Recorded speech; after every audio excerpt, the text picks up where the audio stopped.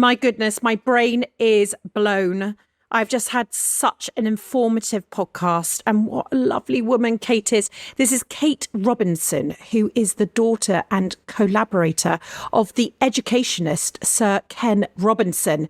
You know the one, don't you? Sir Ken Robinson, who created the most listened and watched TED Talk of all time. I think it's 75 million views at this point in time. As I said, it's been mind-blowing stuff, imagining what's possible for our children in the future, what's happening to our children in the education system today. You can imagine I was taking notes for Harry. What is the future? What is the future of this incredible generation? So grab that notebook, as I say, take notes, have conversations with your children.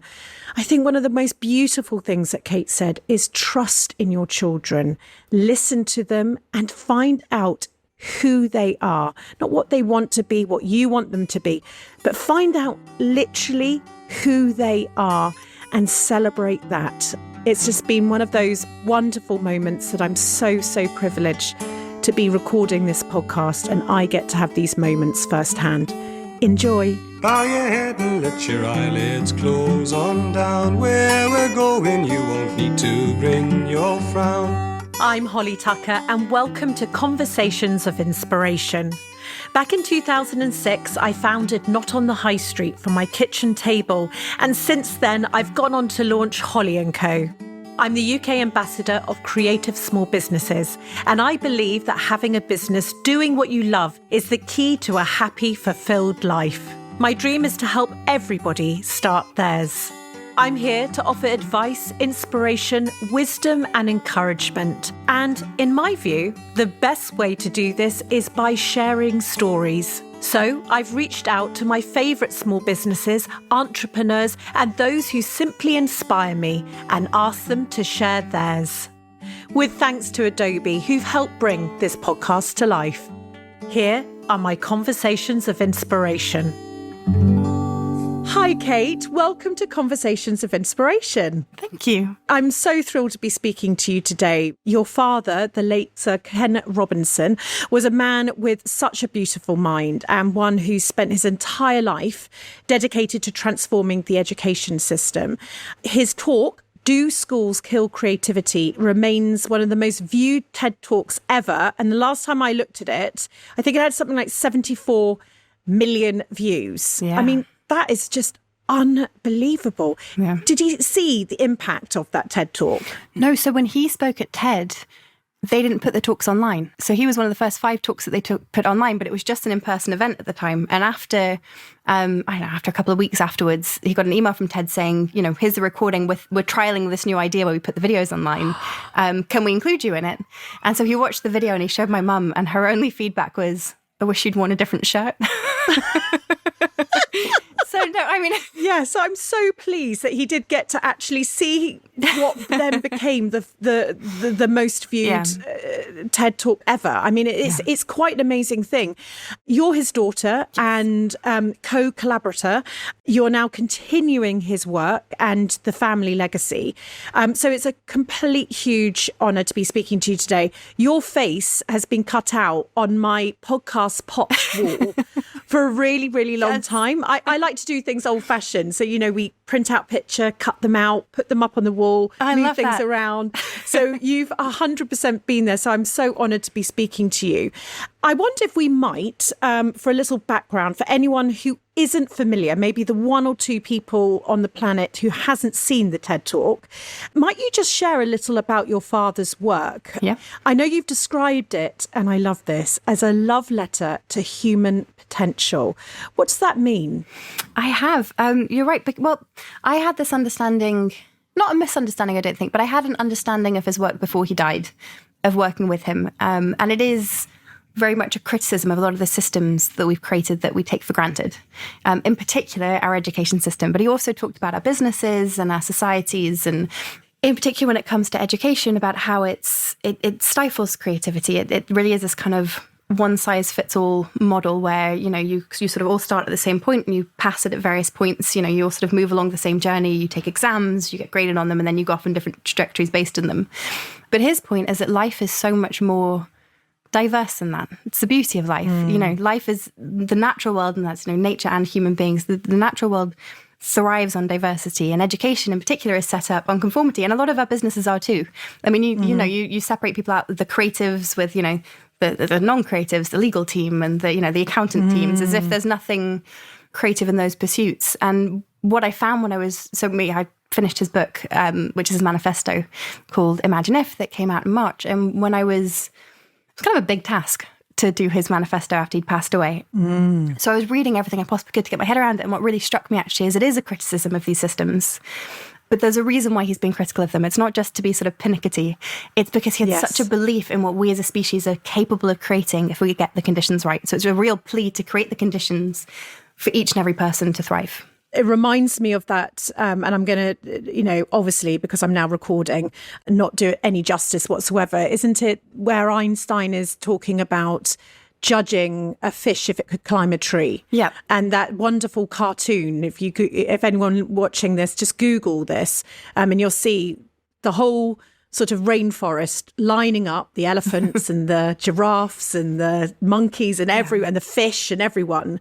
And basically it's, you're nodding your head. You're going to do this better than I am.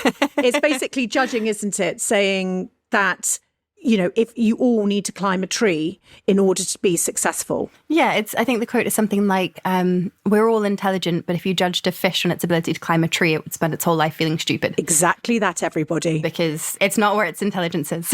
I've probably butchered that as well, but that's the gist of it. Absolutely. And it's a very powerful way of looking at things.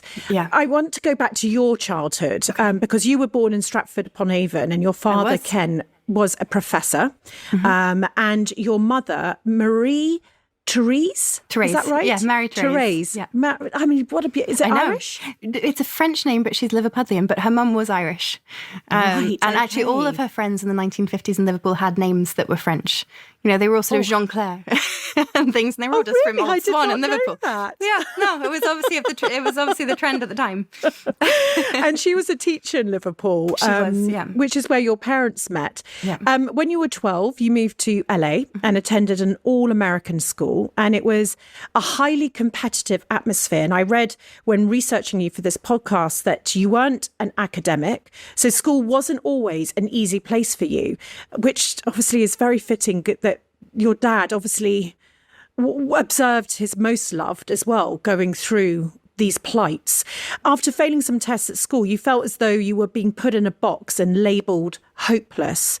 How did this impact you at the time? Because obviously we're talking about this all in retrospect, but at the time it must have been very difficult. It was, and actually we're building Dad's archive at the moment, and so I've got all these boxes of belongings upstairs, and in one of them, I found all of my school reports that he'd kept, and all these letters from teachers saying, dear Mr. Robinson, Kate failed this test. I'm writing to let you know that she's not going to pass the class, or we're assigning her a student tutor. That he never passed on to me. At the time, I think he just thought she'd better not. Yeah, she's better off not knowing. But the reports I did see, and they are damning. Sort of just absolutely cringing, except for dance and drama, where the reviews were glowing. But it is all. And oddly, I got great marks for contributions in class. I was obviously very involved in the class discussions, and then I just didn't pass the tests. I get the impression I didn't do the homework either. But I was there in the moment, and then sort of left, and I was one of those people that Dad talked about. And the school that we went to, as you say, in America, it was an all-American one. And I think they chose it because, it had incredible arts facilities. It had a theatre, it had a dance company, it had state-of-the-art everything, basically. And, I think quite often when you look at a school, what the brochure says is actually quite different to the culture of the school itself. So the culture of the school was kids crying for getting a 98% in the test, literally crying. Because they got 2 marks off a perfect score, like an Ivy League school or something. It was a former military school, but but it did feed to all the Ivy League schools. But my brother went there. My brother's 4 years older than I am, and he just thrived. He was in the theatre company, and he is very academically minded. He went on to an Ivy League university, and it just worked for him. But when it became abundantly clear that it wasn't working for me, and I got glandular fever. and was off for a month. And everyone started sending me these text messages like, you're going to fail the 10th grade, your life is over, you've not done the homework. And so I forced myself back into school sooner than I should have. And I got kicked out of my first class at 8:30 in the morning for not having read The Great Gatsby, which sucks because I will never read The Great Gatsby, Holly. I just, and it's one of the all-time greats, isn't it? And I'll never read it. Me neither. No, thank you. In solidarity, thank you. Yeah, let's just do this together in case anyone listening is thinking, geez, these two. We make up for it in other ways, everybody. Thanks. We do. And I'm sure it's a brilliant book. I've heard it's a brilliant book, but I got kicked out because I hadn't read it. And I did what any responsible teenager would do and called my parents crying from the bathroom. I was still really sick. Yeah. But they came in and they took me out of the school, and we had this, and actually the head teacher said to my parents that the school had failed me, which was sort of nice to hear at the time. But we had we looked at other schools, we looked at homeschooling, we looked at getting a private tutor. We looked at it, and I should say my story is so privileged.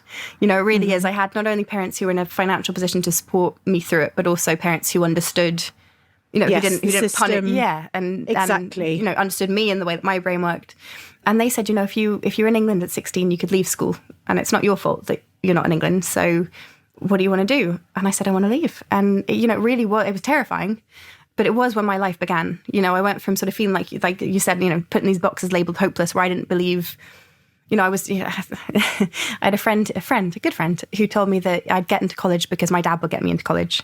Right. And it was, to be fair, if I had gotten to college, that maybe that I don't think I would have got in on my grades, depending on what college, that's university, sorry, in American speak. Did your parents, I love this word, did your parents call it this? Unschooling? Because when I heard that word, I don't think that's a popular word. Well, certainly I've never heard it. So, but again, hey, I haven't read Great Gatsby, and maybe it's in there. But unschooling, it's tell me about that, because that is an amazing thing. It's great. It's a sort of newer movement, and we didn't call it that at the time. But looking back, I'd say it's what we did. So you have homeschooling, obviously, which is, and in homeschooling, particularly in the UK, is quite heavily regulated. You have to follow there are certain marks that you have to get. You're observed, and which makes it makes some sense, because you want to trust that parents are taking a lead in their children's education as opposed to sort of letting them run wild in the hills. But unschooling for us was different, because I was 16, so I was of an age where we just sort of made my own curriculum. We didn't, and we were in America, but I did jewelry making classes, and I did courses on music history. I did language classes. I worked for Miley Cyrus there for a brief stint. Cool. Again, story of privilege. I worked in a music production company, and we put together, there were certain rules that we went into it with, which was I couldn't, and I found this list recently, I couldn't run away with a circus. I couldn't sell my body for money. I couldn't have a baby, and I couldn't spend all day just lying around in bed doing nothing and sort of wasting away. I had to get up and do things. And so my mum has this brilliant philosophy that if you don't know what you want to do, go and help somebody else, so go and volunteer. And so I knew I wanted to reconnect with myself physically, because I was a teenager and I used to dance. I wasn't dancing and I'd been sick. So we were on the way to sign up for the gym. And we passed and I wanted to do Italian classes. And on the way to the gym, we passed Meals on Wheels, where I signed up to volunteer, where you deliver food to people who can't get out to get it themselves. And we passed the Italian Cultural Centre in West LA that I swear wasn't there the day before. But suddenly sort of like the room of requirement. The universe just built like, it quickly that night. Yeah, exactly. To fit in. So I did, it was within those rules, I was up, I was active, I was learning, and I learnt more in that period than any of the time. And surprise, surprise, I'm sure, as I said, I'm sure The Great Gatsby is a fantastic book, but I don't feel like my life is any less rich for not having read it. Do you think that's where your real education sort of started? I think that lots of people, I don't know, it's one of the things we were talking offline about, and I'm sure Harry will pop up during this conversation, because I battle so much with it. But it's this sort of on the last year of school that we're about to go through with him, and then off to university and things like that. I talk about my own story, which was going into the workplace and getting my job, around my 17th birthday. And actually, I was 17 and I spent my 18th birthday in the office, and I have worked ever since that point in time. And what I learnt in those years, and they all came, and then, my counterparts would come out of university, and ultimately not their boss, but of the same age range, I would been their boss. What I'd learned in those 3 years of real life, the ups and downs, the unfairness, all those sorts of things, it's quite amazing that education of real life is put on pause, I suppose. Yeah. And I've got some views on university, and I find it very difficult to lose my child to university when you hear that some people have 5 hours of lectures a week and things like this. And what are you doing for the rest of the time? Yeah. You know, and actually in real life, you can't do that. That's not what can happen. So do you feel that your lights came back on, so to speak? And what's your viewpoint, I suppose, on real life versus sort of I know it's a big one here in terms of the system, and we're going to keep going, by the way, on this subject. No, this so you is don't great. need to I'm answer here. the whole thing here because I'm going to ask you continuously throughout this. But yeah, because your lights came on. Yeah. Don't we wish that would happen to many other young people? Oh, 100%. You know, one example I often think of is I have been declared grammar illiterate by the state of California twice. So in the 9th, 10th grade in LA, you do something called the grammar competency exam. And I failed it twice, and they didn't let me take it a third time. So I'm officially grammar illiterate as far as the state of California is concerned. I'm also a published author by Penguin. Yeah. So it's not really gotten away, you know, and I wanted to go back when I saw those school reports, you know, and it was, you know, she's not managing to anything in English, and I loved English, but I was sort of shocked to read it because my memory is I loved English, and you know, my teacher did not love me. My American history teacher and civics teacher, you know, the same thing, said, you know, Kate just has to commit to something, and, you know, she's letting herself down and all this kind of stuff. And I went through everything, and I thought, you know, the French teacher said you know, I just looked bored in class. And I remember my dad saying, do you think your class might be boring? To her face. And she said, but there are parts of learning a language that are boring. And he said, but you don't see people losing interest whilst they're learning a language in France. You know, people are learning French. They're you can make anything interesting.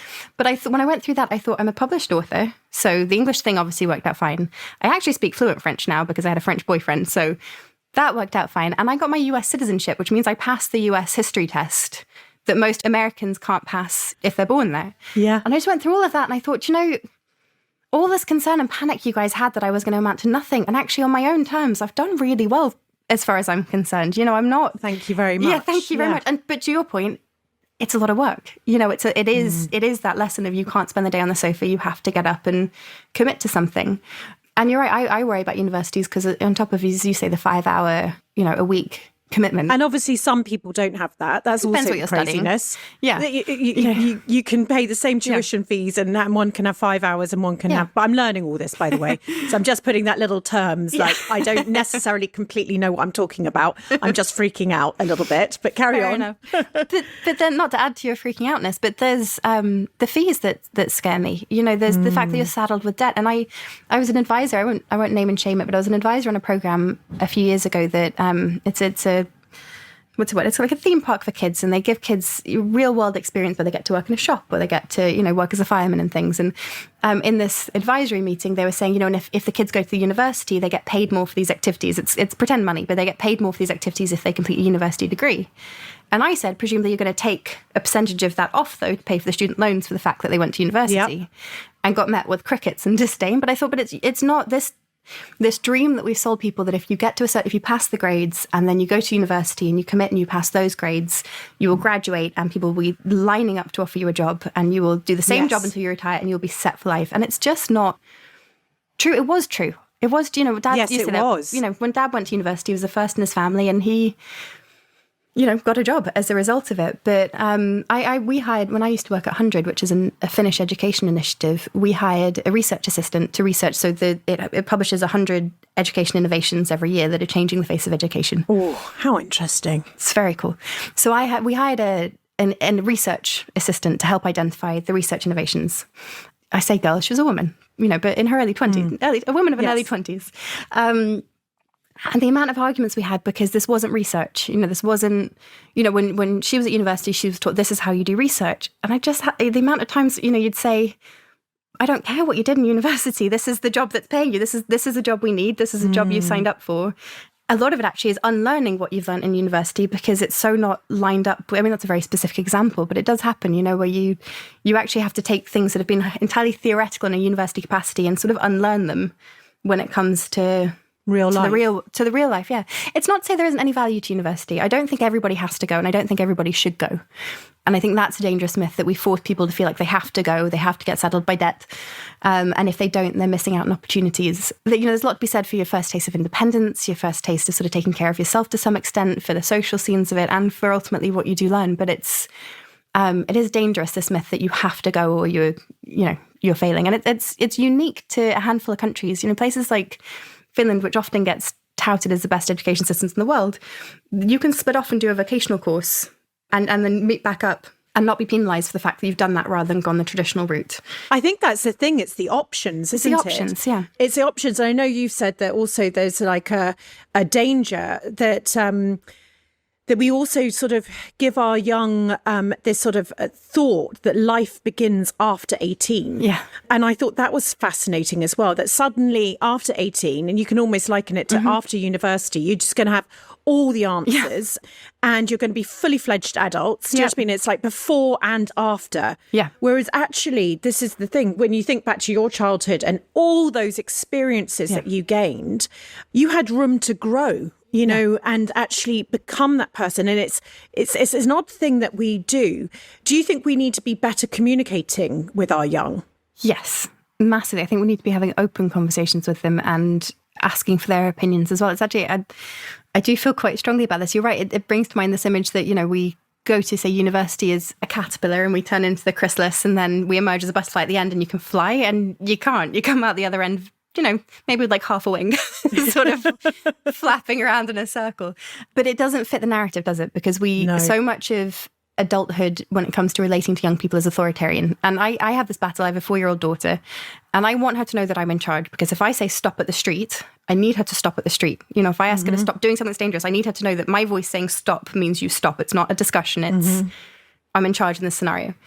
But at the same time, I also want her to know that she has a voice that matters. And when we come to how we relate to young people, it doesn't fit the narrative to tell them that we're still trying to figure it out, because you need them to, the way the current system's set up, you need them to go to school for 22,000 hours. You need them to not ask questions and to turn the homework assignments when they're told to, and to, pass the tests because we say that they should.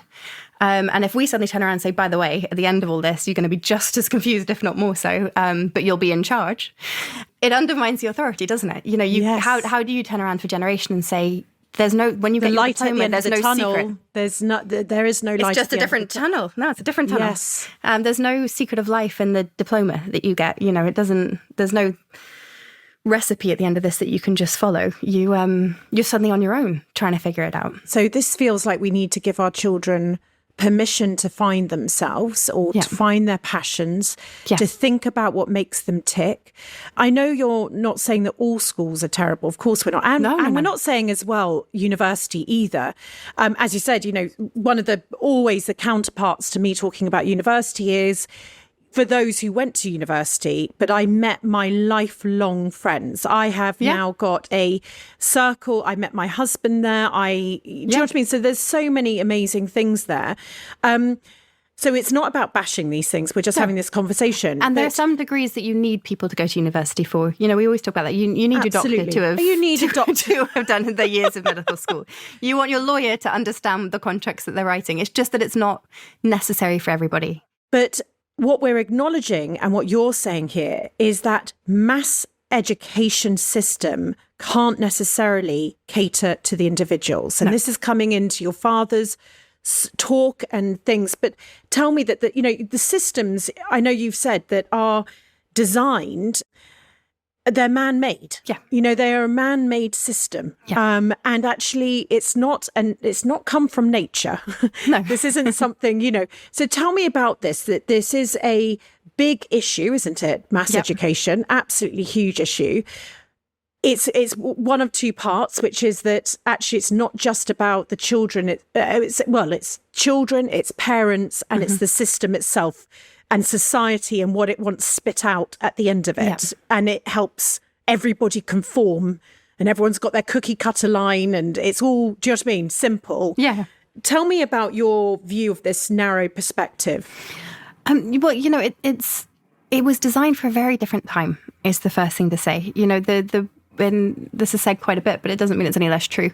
the way that education runs now, the way that we recognise an education system, if you think of it from a Western perspective, certainly in the UK and the US, it was set up for the needs of the Industrial Revolution, which meant that it didn't need everybody to go to university. In fact, it needed everybody to stop at a certain point and do manual labour.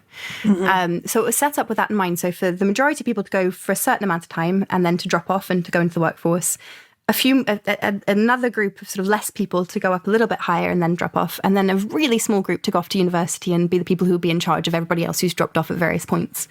The sort of triangle process. Yeah. The world has changed so much since then.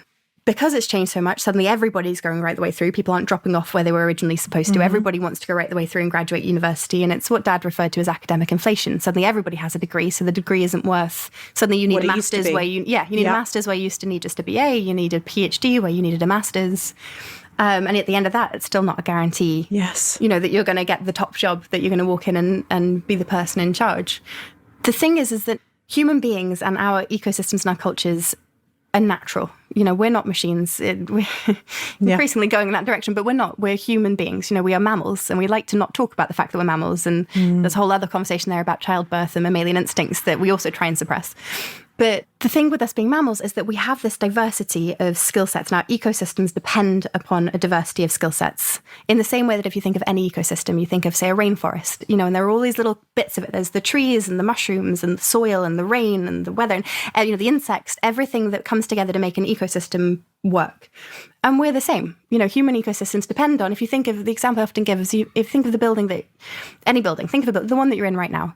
Yep. How many different skill sets went into just making that building possible? There was the person who thought of it, the person who then went out to get the funding, the legal team who drew it up, the people who identified the plot of land, the people who built dug the foundations.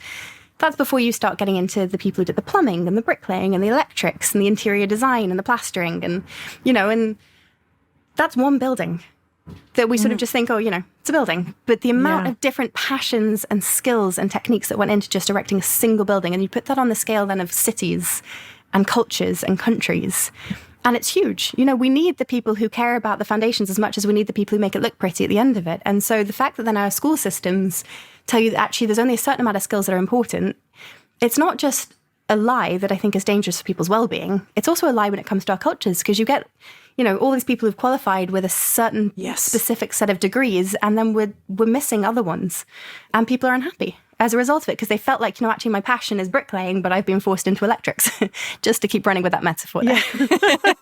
But you know what I mean? You sort of, you try and... No, you've described it beautifully. What can we do as parents, I suppose, to... we're all responsible for building our cultures, and maybe it starts at home, to understand our children better, not just what they maybe hope to be one day, but who they actually are. And I asked this, and my son has started listening to this podcast, but hey, he's on night number 1 and it's 160 down. So I'm wondering if this one, but I'm going to put this one right to the top when we're talking about this thing. But in terms of, he's got an idea of what he wants to do and become, and maybe, I don't know where it's all been informed, et cetera, et cetera. Yeah. But is that actually who he is? And we call it finding your diamond. We say this at Holly & Co, just trying to find people's diamonds when I'm helping small businesses understand what they're great at. Yeah. What is that person's diamond that no one else actually has. Now, as adults, this is quite a hard thing to get into. We normally go back to childhood, actually. Yeah. What were you fascinated in? But for those listening with children, what could they do to help that conversation, or to even open that up as not what the careers library is telling you that you might become from that very, very grey and boring list. But, what is the world going to be so pleased that you pursued? It's a brilliant question, and I have all these different feelings around it, because I have, I'm a mother as well, and my daughter's 4, so she's at a different point in her journey than your son is, but she'll get to where your son is, and you just hope that by the time she gets to that point, she's at a really lovely school, but I'm constantly thinking, just don't take her out of herself and try and fit. Don't put her in a box. That's my own trauma. I'm trying to not help her inherit. I think you raise a very interesting point here, which is what you do is somewhat irrelevant. What you go on to do, particularly these days. It didn't used to be. You used to go and say, I'm going to be a postman, and you would do that right the way through until you retired. I mean, this because you've done so many things. Yeah. Most people graduating now will do lots of different things. Yeah. You know, there are still company people out there, but it's rare to meet people. Quite often you meet people who, you know, you do something for a number of years, particularly in the younger generations, for a couple of years, and then you swap and try something else. Yes. So actually who you are is much more important, because that's, you know, that should stay the same based on wherever you go. When it comes to something, what we're trying to do with our daughter is try and expose her to as much as possible. And you're going to miss things. She's obsessed with circus at the moment. She wants to fly. So she's doing trapeze classes. You know, she's 4. She's not actually doing, but she thinks she is. So that's what matters. 10 inches from the floor, but for her, she's flying high. For her and for me, I'm still panicking. But, you know, that we do, as parents, and there's so much on us as parents, now more so than ever, because the whole thing of it takes a village to raise a child. We don't have our villages anymore. Yes. You know, we used to live in intergenerational families and close-knitted communities, and now your mother's work, father's work, you don't really know your neighbours, particularly if you live in London, and you have to feel like you have to do everything your own. So one sort of relief for a lot of parents is when kids go to school, you think, well, okay, well, I can tick that off my worry list. They're in the system, they'll be taken care of. And unfortunately, you can't do that. Your child's teachers will see some of them, and you'll see some of them. So neither of you gets the full picture really once they're in school. So it's about building relationship with your child's teachers so that you can have an open dialogue, and with your child so you can have an open dialogue, you know, so there's this sort of 3-way correspondence happening.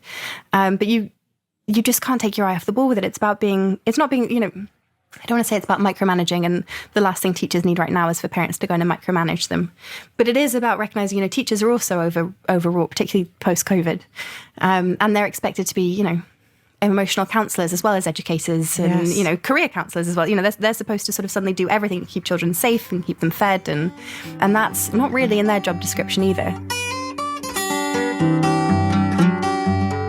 As you know, I'm passionate about celebrating small businesses and championing creativity within all of us.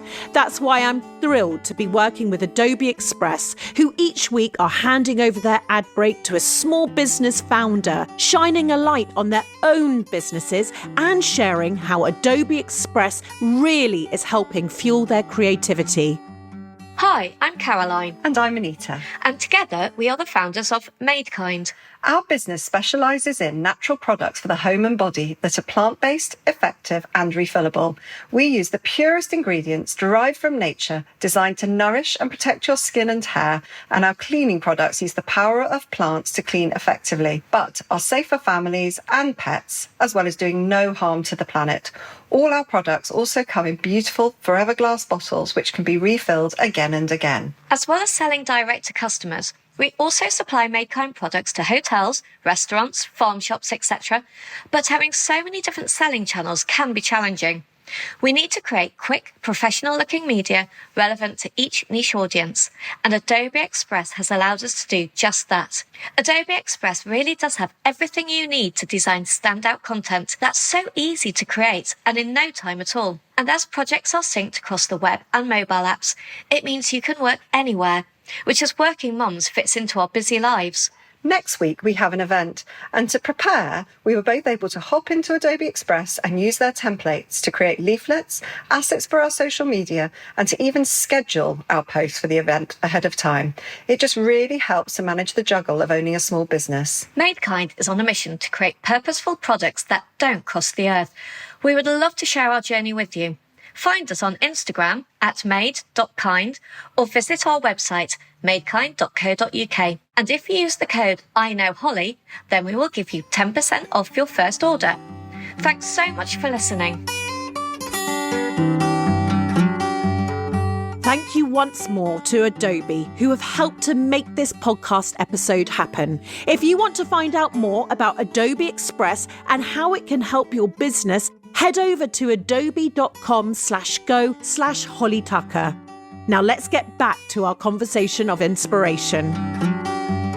It's an interesting one, isn't it, from a parent's point of view? Yeah. You know, and I think about that responsibility where your education system is not trying to find their diamond. Yeah. You know, the education system that's not what their job is. Their job is to go from A to Z in a certain amount of time, achieving the best grades.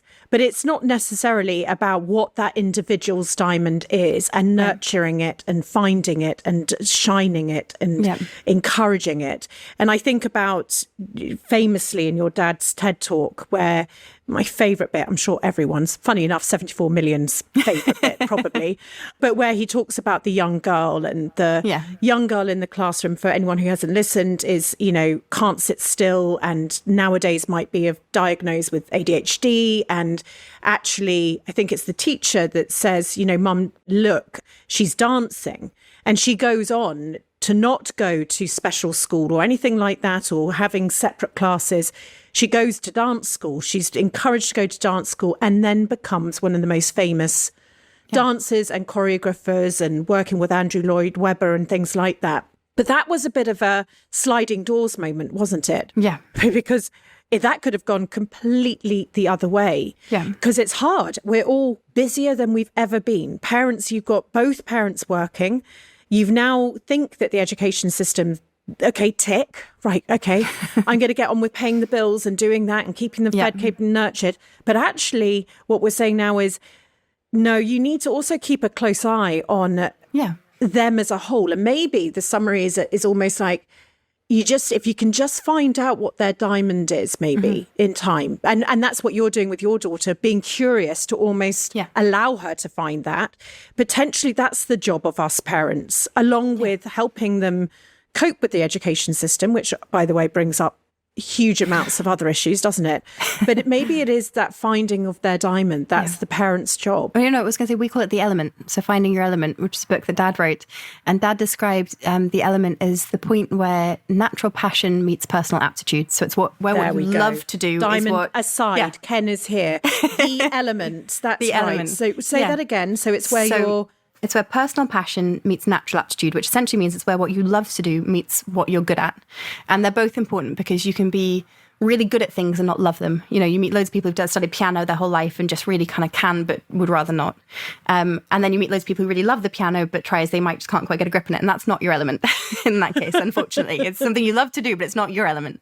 And Dad's contention was that everybody has an element, and it's about finding what that is. And he wrote another book called Finding Your Element, with various exercises. And in it, there's, this idea of finding your tribe. So meeting other people who love that too, or who are in the same, which is, something that you do with the small businesses, a small business meeting other small businesses. It that sort of sense of community and camaraderie is huge. It really boosts morale. So the other example Dad gave in the element was a man called Bart Connor, who was an Olympic gymnast who married Nadia Comaneci. I think I'm pronouncing that right. I could be wrong. I'm positive you are. Thank you. She was the first perfect 10 gymnastics. But his mum realised that he could walk upstairs on his hands as well as he could on his feet. And it was a party trick. People would come around and he'd walk up the stairs on his hands.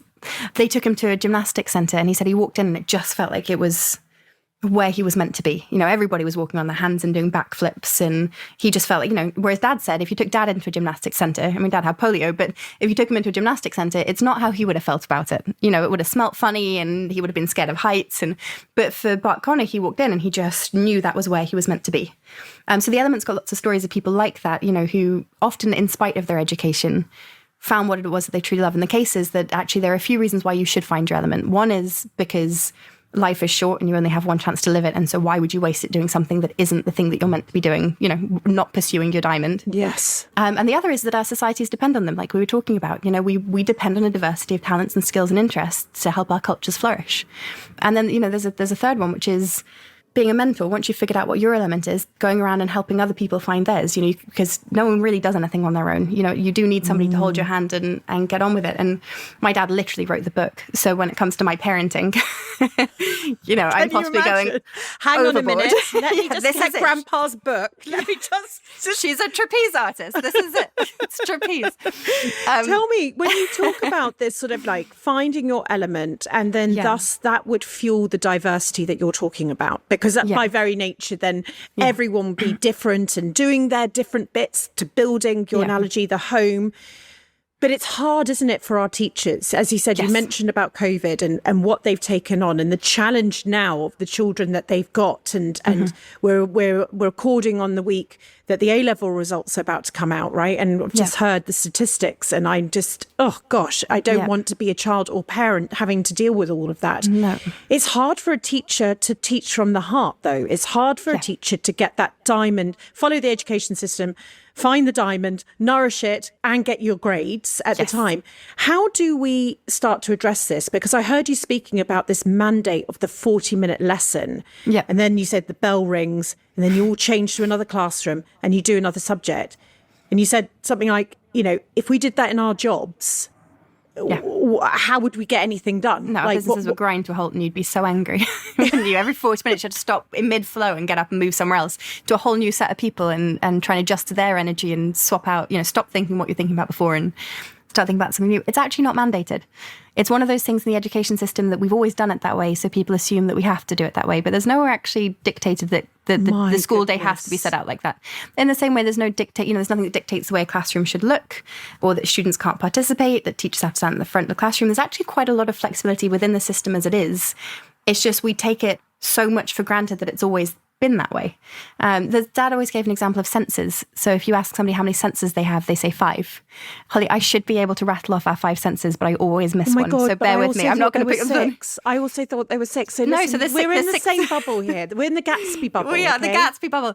But the 6th sense is the Haley Joel Osment talking to dead people. Yeah, exactly. Yeah. So it's what? It's taste, smell, sight, sound, and touch. Yes. She did it. But actually, we have at least 9. So we have a sense of temperature. We have a sense of temperature. We have a sense of balance. We have a sense of awareness and space. And they're all genuine. So to be a sense, you have to have an experience in a part of the body related to it. So touch is your tongue, taste is your tongue, and touch is your skin. For balance, it's your inner ear. For temperature, it's the why am I blanking on the word here? But it's all the little receptors in the skin that sort of control your body temperature. So they're proper bona fide, not elite, not sort of only a couple of us have them, but proper parts of our human anatomy that are part of the human experience. But because we've been told so many times that we have 5 senses, we don't really stop to question whether or not that's true. And we couldn't get out of bed without our sense of balance. You literally couldn't stand up. Yes. It's so important. So when it comes, the same is true, if you take that for granted, we take intelligence for granted as well. We minimize intelligence to academia, which is a way of looking at something as opposed to an actual skill. So you can be academic at anything. But we say academic subjects, but you can have an academic approach to art. You can study art without ever picking up a paintbrush or creating a piece of art. You can study the history of it and the way it works. It's a way of looking at things. And we reduce it to IQ, which I'll say for another time, but it's just absolute nonsense. But because we've always done that, we don't think about the fact that, we assign creativity to being about certain subjects. And it's not. Creativity is like academic. It's a way of looking at things. It's a certain skill base that we have that you can apply to absolutely anything, and you do on a daily basis. Imagination, we use our imaginations every day. We think of it as being child play.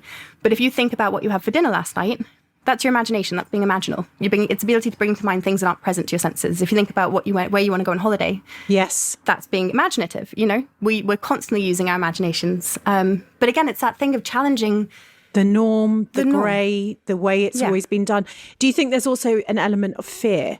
Yes, and that we're just more comfortable with conformity and And the entrepreneurial spirit is not alive and kicking in any system whatsoever, because no one's trying to mess this up. No one's trying to, of course, and we're going to talk about what you do and things, but generally what I'm saying is that the system is there and it's governed by people who fear to change it. Well, yeah, because I don't think anybody wants to mess up a generation of children's lives, and it's a big system and it's a human system, so it's by definition able to change, but it's also difficult to change because there are lives at stake. And you think, well, the system we have isn't perfect, but people graduate and they get on with their lives, and everyone you get through it. I got through it. Well, I didn't get through it as it happens, but parents get through it, and so their kids will probably get through it too. But actually, when you look at it, people aren't getting through it. You look at the dropout rates, you look at the unemployment rates, you look at the imprisonment rates, you look at the fact that suicide used to be the leading cause of death in middle-aged men. It's now the second leading cause of death in 16 to 24-year-olds. Gosh, I didn't know And various that. studies by the World Health Organization, have shown a lot of it is, there's various reasons. There's the reasons that we're always there. There's, childhood abuse, but there's also social media is a huge part of it, but there's also a huge amount of exam pressure. And children in these studies do cite the pressure that they feel they're under to get a certain grade to go to a certain university just actually means that, it doesn't feel worth it anymore. So when you look at it, we are actually genuinely ruining people's lives with the system, but because it's in place, you're terrified to change it. And I get it. It is a very difficult beast to change. It's not impossible. At Holly & Co, we champion kidpreneurs, we call them, and encouraging all children to believe that their ideas and their dreams are brilliant, and that to understand entrepreneurship, which you spoke about how many careers people are going to have now, and it's going to be multi-hyphenated. And I love what you said. You are your constant in there, and that's why it's so important we find out who our children are with creativity and purpose. And we have like the Summer Kids exhibition that's just about to happen, where all these sorts of things. How do you think we as a society can give more value to these skills? Because what I see in adults is when we're embracing our creativity and our purpose, because we found the diamond or we found the element, and we are taking an entrepreneurial, a freer approach to things. Yeah. People think I'm obsessed with business. I'm actually obsessed with people finding their element and making a job out of it so that they can be happy every single day. Not that it's easy, but they can be pursuing what their dream is. Do you agree it's the building blocks of a happy and successful life? It is. It's that very cliched now quote, isn't it? Find a job that you love and you'll never work a day in your life. Yeah, I really believe that. I think by modelling it, like I said, you have one life to live. And it's in the book actually. It's an astronomically small percent chance that you as you are exist at all. The chances of your parents having met their parents, right the way back to then you think, how many sperm a male has and how many times a woman ovulates. The fact that you are you is it's something like 10 to the power of a lot of numbers at the end of it. I will find it in a second and quote it. I know where it is in the book while I'm speaking. Yeah. I said it's important for society's point of view to find your element, but also from a parental point of view to show your children that, it's not theoretical and it's not easy for everybody. As I said, and this comes from a point of privilege that it doesn't actually. I do often think that if I just went and got a job, life would be, there'd be a steady paycheck. Life would be a lot easier in many respects, but it wouldn't be. It would be, for me anyway, it would be utterly miserable. And to showcase to our children and to communicate with them and to give examples of it. And that's what the element tried to do. It tried to give examples of people that you would have heard of, like Paul McCartney and people to show. Mm-hmm. So Paul McCartney's music teacher told him that, he had no musical talent whatsoever. Oh my gosh, I did not know that. Yeah, so Dad's joke was, I think it was Paul McCartney and I want to say Ringo Starr were in the same music class. And the teacher, no way. Yeah, and the teacher said that, they were just absolutely useless when it came to music. And Dad's point is, so is it safe to say that there was one teacher in Liverpool in the 1960s had half the Beatles in their class and missed it? How? How is that possible? And here I have the number here, and then I can start looking. I've got it. It's 1 in 400 trillion. Yeah, that's 1 in 10 to the power of 2,685,000,000,000. The miracle. That's crazy. That you exist of you. The miracle of life. Yeah, that you exist as who you are. So what are you going to do with your life? What? And how are you going to help your children? Because the chances of them being born are astronomically slim. Are the same. The same number. It's finding. I mean, number one, it's buying that book, and we're going to talk about your book as well, but it's about finding out about our children more and listening to them and empowering them and trusting them. And I can imagine all these sorts of things. But what about also as employers? I can imagine, for the small business community, I always talk about them bringing their children in, allowing them to have the experience as many new things as possible. And that's what business actually can give you. Yeah. Do you think it's important to be giving our children these opportunities to sort of, from a young age, your daughter's 4, but when she turns 10 or something, to be able to converse with the real world or do bits and bobs. Do you think this is important? Oh, I do absolutely think it's important. And, I wouldn't have done anything in that unschooling period without the opportunity for internships. And like I said, because I have a privileged background, a lot of those were unpaid internships, but I believe incredibly strongly in creating opportunities for paid internships, because only a very small number of people can work for free in the name of experience. And there is a catch-22 when it comes often in the workplace that in order to get hired, you need to have experience, but you can't get the experience unless you get hired. So creating opportunities for paid interns is hugely important. I wish there's so many things, some people are old souls. I think I'm a relatively new soul. And I do wish there were some lessons that I hadn't had to learn the hard way. And I'd love my daughter not to have to learn that money is finite, and things like that. And, she is 4, but we're talking about next summer maybe doing a lemonade stand, and help, Yes. We love making proper American lemonade and taking it out and just normalizing it, within, because also there's this kind of feeling like you get a childhood and then you graduate and suddenly your adulthood begins. And I think that's really sad. There should be more room for childhood and adulthood, and you should be giving more trust and responsibility to your children as well. We create too much of a distinction, I think, between the two of them. The before and the after. Yeah. I loved one of the things you were saying. I didn't love it, actually, because it's a bit depressing. Sorry. No. It's okay. No, but I'm saying that, you almost empowering the next generation. And you said, the next generation is rising. They're the ones who've grown up in the digital age, who are more connected than any other generation before them. They will also work harder for less money with higher living costs than any time before. They will inherit a whole host of messes to clean up, including an environmental crisis on the very brink. But this generation has already begun to show us that they are passionate, determined, and they are taking no prisoners. Yeah. When you look at that, are you believing that even though we're going through the cookie cutter educational system, that sort of the world that we're also living has opened up the minds of the young more? And that actually, along with that terrible statistic about suicide and things, but that are you hopeful for that next generation? Oh, massively. This generation that's coming up at the minute gives me a huge amount of hope. We often talk about the education revolution, and in it we often talk, to parents and to teachers, to educators. Dad had a beautiful expression, which is the phrase, if you are an educator, you are the system. So if you change what you're doing for the kids in your class, you have changed the education system, because they don't care what's happening on the other side of the world or even down the hall. They care about what happens when they walk into your class, which is absolutely true. But we forget that the whole education system was established for young people. Right. And so if we can get young people involved in the education revolution, then that's a real revolution. And this is, the generation who's striking for climate change. They're marching for their lives. They're the young voices of the Black Lives Matter movement. They're questioning, the patriarchy and gender norms. And also, it almost makes you embarrassed. I'm a millennial, and it almost makes me think, God, what did we do when we were that age? We had low-rise jeans and, and Big Brother. But this generation cares, they really, and that's cool as well, which is, that it was tiny dogs were cool when I was a teenager. Now, when you're a teenager, it's cool that, you're different. You stand up to, you fight for something that you believe in. And I think it would be criminal for us as the generations who are supposed to be guiding and steering them to not listen to them when they speak. And that, that doesn't mean to just hand them the microphone and the keys to the car and say, get on with it. You obviously know what you're talking about, because you can't, there is something about lived experience and aging that, and having learned so much. Yeah, seriously. No, there has to be, surely. But it's about mentoring, again, like we said, and guiding, but listening massively. And the having a moment. And this is something I've been thinking about a lot. And again, this isn't the hill I want to die on, but I have a theory around it, which is that every generation has a moment before life kicks in, before debts get too overwhelming, before responsibility kicks in, where it's much easier to have ideals, because you're not having to sell your soul to make the bills, make the ends meet.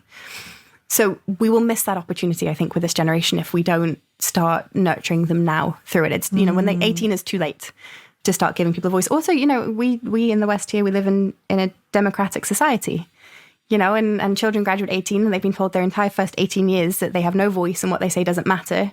They have no bodily autonomy. They have no, they're just, they have to go to school, we give them no voice. And then we hand them a ballot when they turn 18 and don't understand why our democracy doesn't work properly, because suddenly you have a voice and you don't know what to do with it. How do you trust that your voice really matters if you've been told your entire life that it doesn't? So that, I could go on for hours on this one, but there are so many reasons why it's important to start listening to young people now. Absolutely. And tell me, I wanted to talk about the incredible book that you wrote with your father. And it's called Imagine If. And you've called it a manifesto that was completing it when your father sadly passed away. And it was a true labour of love.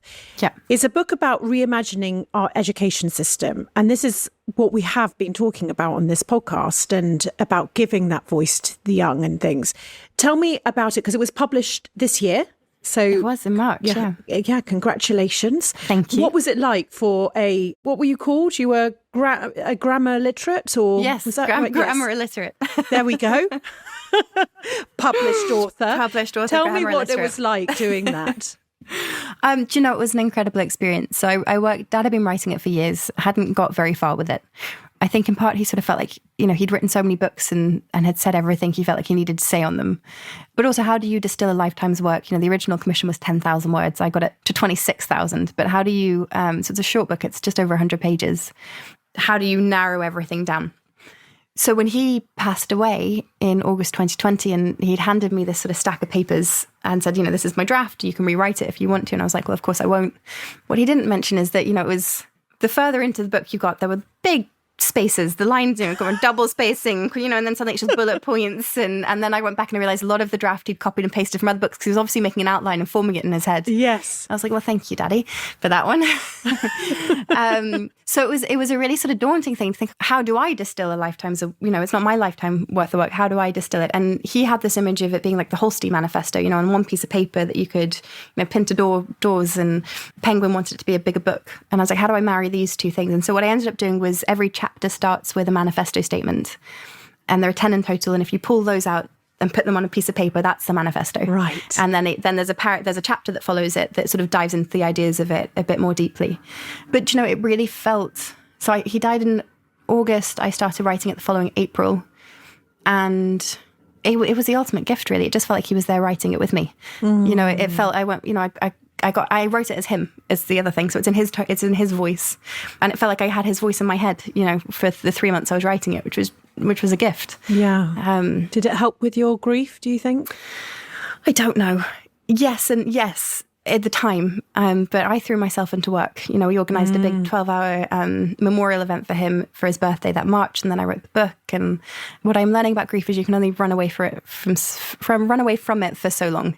It does catch up with you eventually. But it was nice to have 3 months just sitting with him and his writing and trying to make sense of it, and an agony as well, not to be able to ask him if I understood this right, or if I, would you do it this way? And I think, if he was here, I have no doubt it would be a different book if we'd actually written it together the way that we had wanted to. But I did the best I could. It's beautiful. Tell me, can I ask you, we're coming towards the end of this podcast. I've got a couple of questions for you. Okay. They're big ones, by the way. All right. Okay. As opposed to these tiny ones we've just been doing for the past hour. They're small talk. Nothing. Do you know what I mean? We're getting to Gatsby level now, okay? Gatsby all right, level. I'm ready. What do you think the next 100 years of education looks like? And do you think change will come? Yes, I think it has to, and I think it will come. I do think it comes with empowering youth voice. And I do think there will come a point. There's a brilliant book called Schools on Trial by Nikhil Goyal, and he wrote it when he was about 19. And I love it because he's so angry. He's just come out of the system and he's furious. He's been put through it. And I think if that's, the revolution at the moment is very polite as far as revolutions go. Yes. It's sort of polite campaigning and talking at events and a lot of preaching to the converted. But I do think what we need to start doing is actually... Less polite, actually start a revolution with it. And the world is changing so quickly, and we are at a tipping point, as we've come to a certain point in our evolution as a species that we can't continue the way that we have been. And it does start with education, so it has to change. And I don't think it'll be easy or pretty, and I don't think it'll be polite or subtle, but I have every confidence that it will happen. It just has to. How can people get involved in campaigning for that change in education? We have a platform that we are setting up that is called the Creative Revolution, that's launching shortly, that will have resources available for people. But in the meantime, there is that bit that Dad talked about, that if you're in the system, you are the system. And that doesn't matter if you're a student, if you're a parent, if you're in any way related to education, you are the system. And for young people, the UN declares that education should be to the fulfillment of the whole child. So don't stand for anything less than that. Educate yourself on your rights. You have a lot more than you think you do, actually. And that's, another secret we keep from people. So educate yourself on your rights. If you're a parent, stand up for your children's rights, because you have even more rights than they do. And if you're a teacher, it is incredibly difficult because, as you say, you are within the system. Your job, particularly in places like America, your job is linked to this directly to the success of the children in your class and their exam results. But people don't go into teaching because, they want to get rich quick. It's a vocation and a calling, and it's a people-based job. An incredible job, an absolutely incredible job. Yeah. I could talk to you forever. I think we're both sweltering in this heat, I am sweltering. Which is meant to have just gone. So muggy. I looked at I haven't worn tights in I don't know how long, but I've got a drawer full of tights. I don't know if I've kept them from my sixth form or something, but when did I wear tights before? And I just looked at them and I longed to put on these tights. to just be cold, just to be really, really quite cold and wear the jacket and the jumper and do you know what I mean? All that sort of stuff. But so it is coming. But thank you so much for this. This has just been unbelievable to talk to you. And I know so many people will be resonating with so much. It is tough being a teacher. It's tough being a parent. We're all looking for change. But I wanted to ask you before you went, and before you might read us a letter, what would you say if this has been a roller coaster, this whole experience of from your childhood to today, what would you say has been your biggest low so far? Do you know, I've been thinking a lot about this, and I think in my experience, my lows and my highs have been so unbelievably linked. So leaving school was, it should have been an utmost high. And it was exciting and it was a whole new start and it was terrifying, and everyone said I was going to fail and it was battling against that, My book got published. That was a huge high, but my dad should have been there to promote it. Yes. And actually that was a really difficult month for me. I got married 6 days before my dad died. So my happiest day of my life, my wedding, marrying the love of my life, was also one of my absolute saddest days. Motherhood, I wanted to be a mother forever and I got postpartum depression. And I say this not in direct answer to your question, but possibly to anticipate the next one as well. One thing I have learned in life is that you can feel incredible joy and incredible pain at the same time. And there is no doubt, to answer the question directly, that the lowest low has been Dad dying. Yeah. He was my favorite person on earth. If you have a person, he was my person. And I can't quite get my head around the fact that I'm living in a world that he's not in anymore.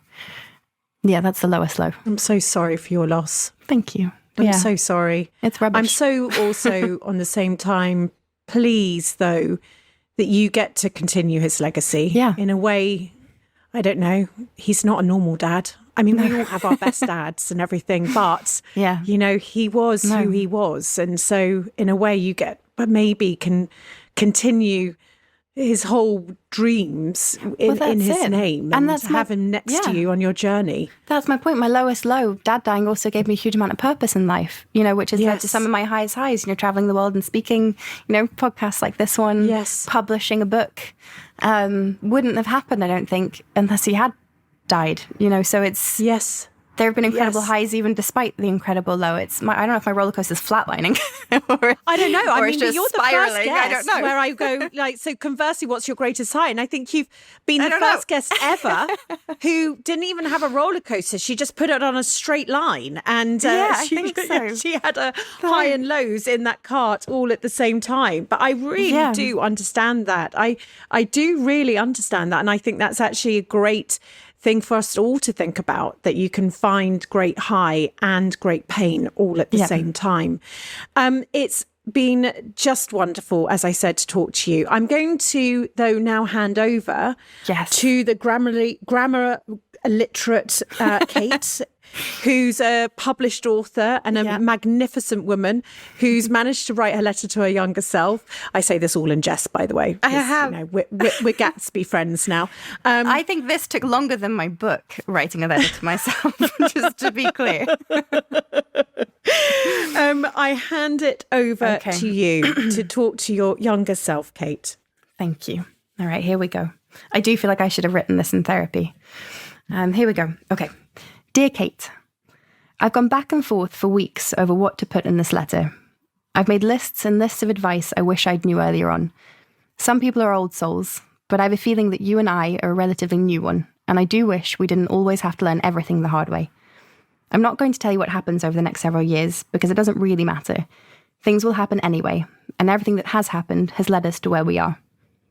What I will say is that you won't meet the man you are going to marry until you are 26. That means that whatever relationships you have between now and 26 aren't as serious as you might think they are. That doesn't mean they aren't important or fun or worthwhile. They are. Just don't take them so seriously. You don't have to act like you're in your 30s when you're in your 20s. You have no responsibilities at all right now. No one depends on you for anything, and you don't really have to think about anyone but yourself. It won't always be that way, so make the most of it while you can. Travel the world by yourself. Take the opportunities that lead you to somewhere new. Make some bad decisions. Stay out later, go to a nightclub, let loose. I wish so much that I had known how carefree my 20s really were. Life gets serious enough in time and responsibilities pile up without you realising.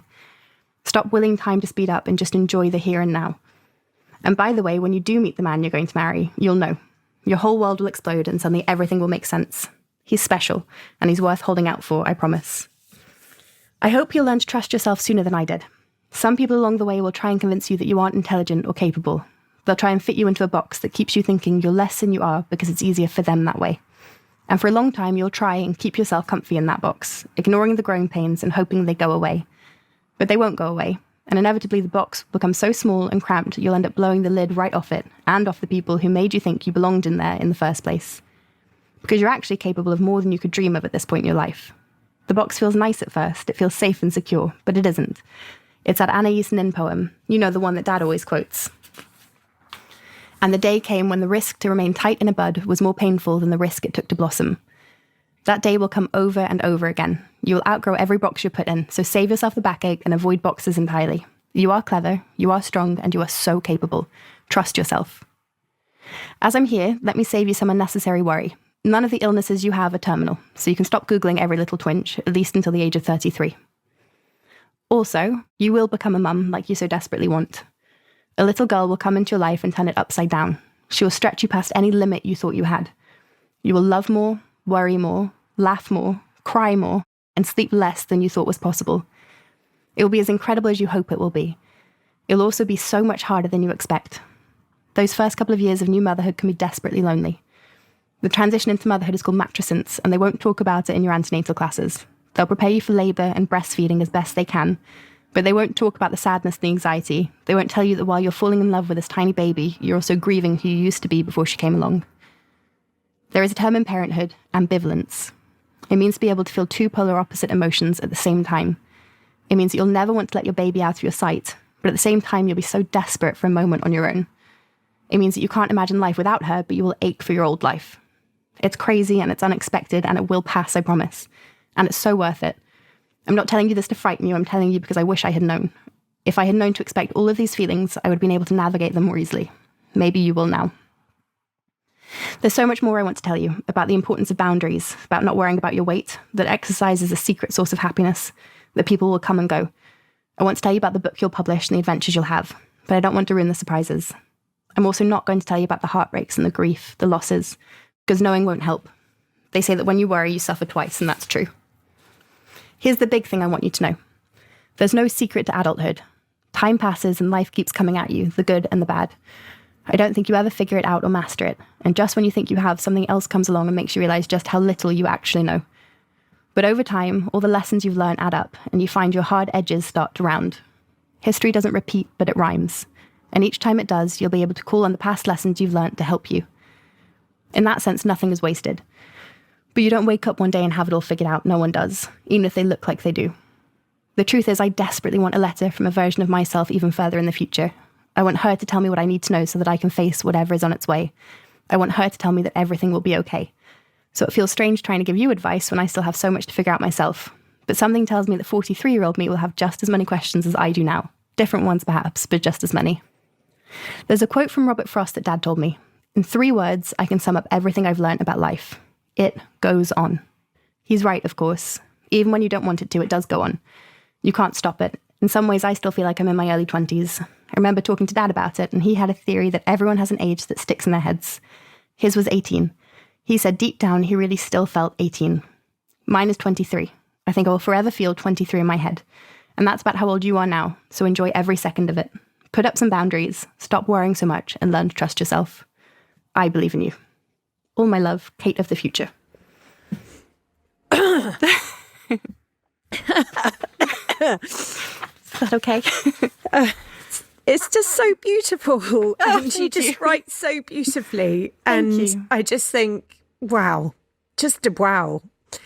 And it's just unbelievable when you speak, and you're so poetic in how you communicate. And I can imagine your dad being incredible. That's all I could think of, actually, when you were reading that letter. Thank you. How incredibly proud he would be of you. And also the creative revolution under your hands. I mean, thank goodness. What is it? 1 in 400 trillion chances of you being 400 born. trillion.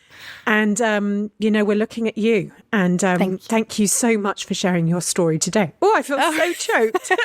Well, thank you so much for having me. That was a big, I meant it took weeks to write it, because you just think, God, there's so much you'd like to tell yourself, but actually, what good would saying everything do? Would you change your decisions, then you wouldn't be where you are now? And you're so right. And you would love a letter when you're 42 now, to please to tell me I'll be okay. I think you've gone through your fair share. I think you're in for something wonderful, and I can't wait to follow your story. Before you leave, how can we get involved with your creative revolution? Is there something we can follow? Is that something we can look out for? So if you follow the Cirque and Robinson channels on Instagram and Twitter and Facebook, they've been quiet for a little while, but they're about to wake up in September. So follow them, and it's all happening. We heard it here. Yes. Probably not first, but I'm just going to say first. It is first, actually. I think it is first. There we go. We've got an exclusive here, Conversations of Inspiration listeners. Bless you, Kate, and cannot wait. We'll support from the sidelines. We'll get involved and we'll be your cheerleader. But thank you for all your love and openness today. Well, thank you for having me. Thank you. Before you go, don't forget to head to adobe.com/go/hollytucker to find out how Adobe Express can fuel creativity in your business. And if you've enjoyed this episode, if it's helped you along your journey or inspired you, would you mind rating and reviewing? Your support means the world to me. It really does spread the word and will help inspire even more people to build a life they love. And if you want to hear all our latest news, you can sign up to my weekly newsletter, Holly's Desk Notes, over at holly.co.